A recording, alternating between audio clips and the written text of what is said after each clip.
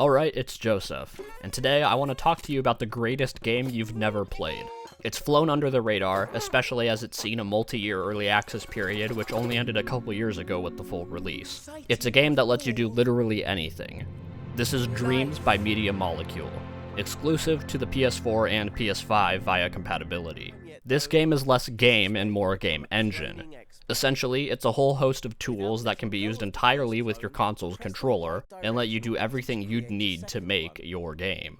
Your main character is a GIMP, without the G, a dangling gumdrop that acts as your cursor to interact with everything in the game. Additionally, your imp possesses characters in order to play as them.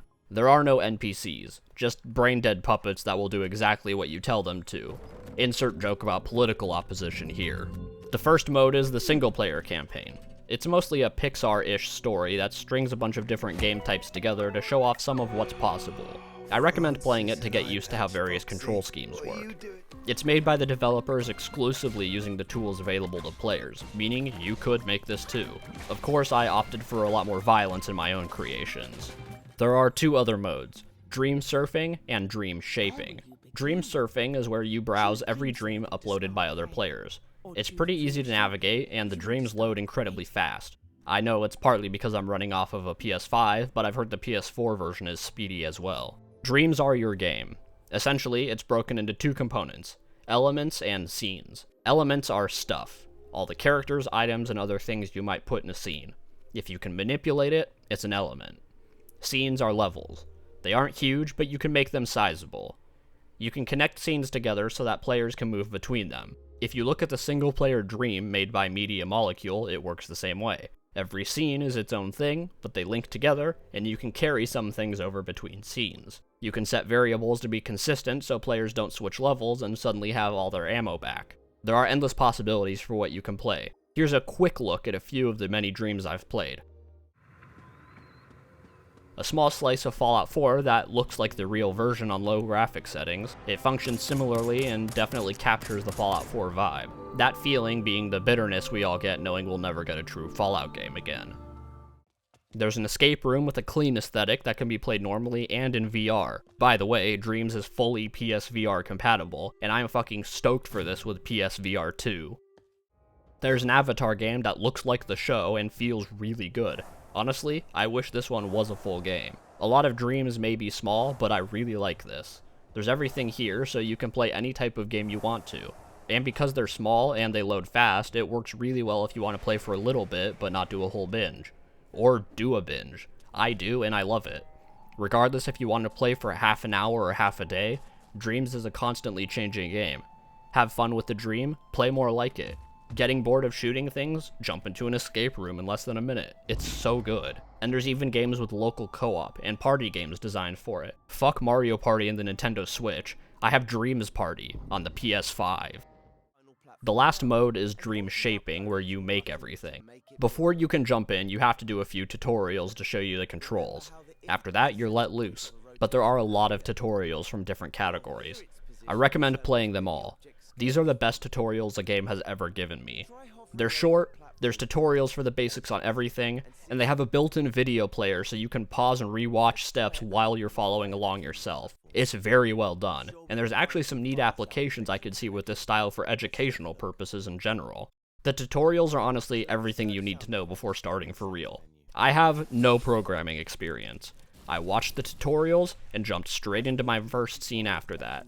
It took me a bit to get momentum, but I got the hang of it pretty quickly, and was soon flying through the menus and had memorized different menus and settings. The visual style for everything really helps me understand how things are working too, so I can trace logic and have something tangible when trying to figure out where my logic went wrong. And it went wrong a lot. With my shocking amount of ineptitude, I made my first dream. It may be amateur, but it functions and can be beaten. I made sure of that before I shared it with the world. I'll talk more about my dream later.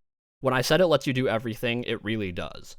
There are plenty of pre-made assets you can use from Media Molecule, but you can also create absolutely everything you need in-game from the editor. Create your own models, environments, programming, music, even record audio. Since I'm using the PS5 which has microphones in the controller, I can just talk to my controller to record voiceover. They were serious about only needing a controller to make a fully functional game, and holy fuck does it work. It's pretty smooth to control everything, and there's so much functionality. You can rig animations, compose music, fucking record voiceover with a controller. Fuck you, mouse and keyboard fanboys. I bet your keyboard doesn't have a rumble or a microphone, does it? Additionally, you can remix elements and scenes as well as entire dreams. Remixing lets you hop into somebody else's uploaded creation and edit it for your own dreams. The neat thing is it will automatically credit everyone who you remixed dreams from in your own, so there's no worries about trying to find an author's name. The game has that sorted out for you. And there's a ton of assets that are explicitly shared for the purpose of being remixed, so the community seems to be very much on board with this. If modeling isn't your thing, then go ahead and remix. There's no shame in that. It's like torrenting, but Media Molecule is seeding everything to us as well.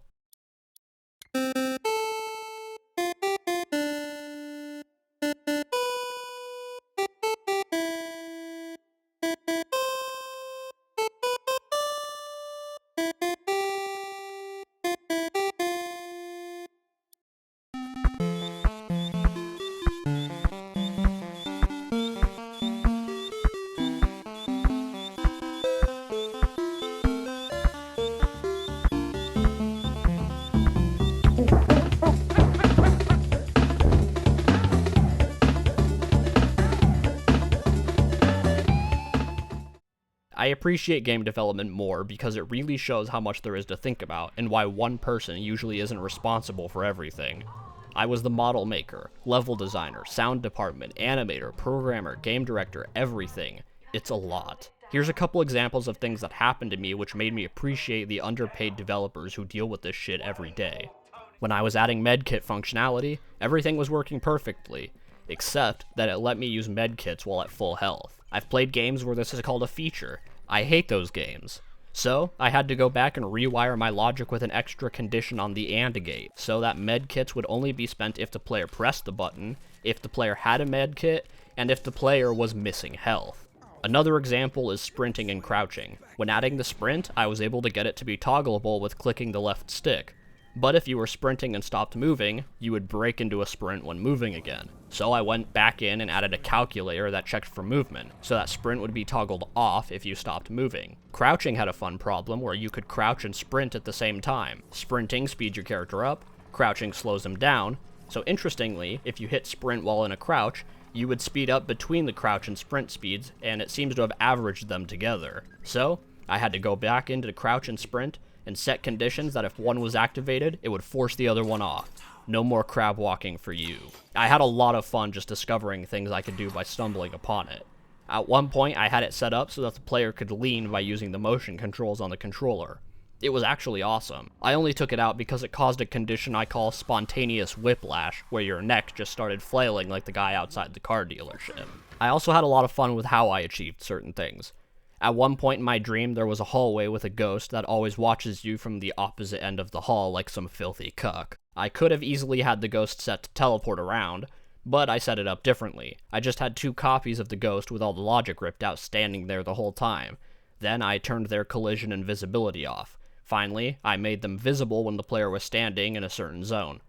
However you solve your problem, there's probably another solution as well, which is super rewarding. It makes me feel like a big brain developer while I sit on my ass listening to Carly Rae Jepsen while putting down logic that won't work for another 12 hours. Earlier, I talked about my sprint issue where it wouldn't turn off sprint when you stopped moving. The technical explanation for how I overcame this goes like this. I set up counters. When you hit the sprint button, a counter goes up to 1, which is its max. When the counter is filled, sprint turns on. So hit the button once and run. But then I rigged up a second counter that counted to 2. If you hit the sprint button again, it would add a second point filling the second counter. That counter was told to reset itself and the original counter when it got to 2. Then, I had a calculator check how far the left stick was being pushed. If the stick was not being moved at all, the calculator would reset the counters, so the sprint would get disabled and you would walk when you started moving again. Does it sound complicated out loud? Yeah. But this is one of the first things I figured out, and pretty much on my own, with no programming experience. It's all actually pretty simple now that I think about it, even if it may be a weird way to go about it. I even positioned all the wires by hand to have nice clean lines and keep all the sprint logic compact because organization is key and wires can get very messy. Obviously, doing something more complicated takes work and some know-how, but again, I did this just off of provided tutorials and with the most minimal amount of Googling. That detailed explanation of my sprinting issue is both an example of how developers have to think about everything, or I assume, but also how an absolute disappointment like myself can figure it out on day one of building a project. I truly believe all of you can make incredible things too, just using the tutorials from the game. But what is this dream I made? Well, I wanted a reason to make a dream, so I made a small horror experience. It's publicly available for everyone to play because Daddy Ream can't have a review without going overboard with it. It's short and simple because originally I was trying to do way too much for my own good, but it's a little taste of what a complete amateur can put together with no external help needed. Dreams is a game I hadn't heard much about until very recently, but it has quickly become my favorite video game ever. Oblivion held the title of my favorite game since it came out, but this T for Teen gem curb-stomped the Elder Scrolls with no remorse. Even if you don't want to make your own dreams, there's still so many to explore, and you can sort by the most popular of all time to get the highlights up front. Media Molecule has community jams and features dreams, so there's a stream of revolving content set up right in the first menus, so you don't have to go far for new dreams to play. Describing this game is difficult. It's a game engine described to be so user-friendly anyone can use it, and then you can share your work with the world. It completely succeeds at all of it. I got it on super sale from Target for $10, and I bet you can find similar prices pretty easily. I would say this game is a must-play with a full $70 price tag. At a price similar to what I paid, you better fucking play this.